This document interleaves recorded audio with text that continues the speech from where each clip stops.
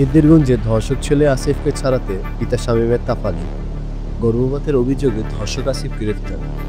সিদ্ধিরগঞ্জ থানাধীন চৌধুরী বাড়ি বৌবাজার এলাকার সাততলা বিল্ডিংয়ের মালিক শামীমের ছেলে মেহেদী হাসান আসিফকে গ্রেফতার করেছে ডেমরা থানা পুলিশ। ধর্ষক আসিফ রাজধানী ডেমরায় বিয়ের প্রলোভনে এক তরুণীকে একাধিকবার ধর্ষণ এবং জোর করে গর্ভপাত করানোর অভিযোগে গ্রেফতার করেছে পুলিশ।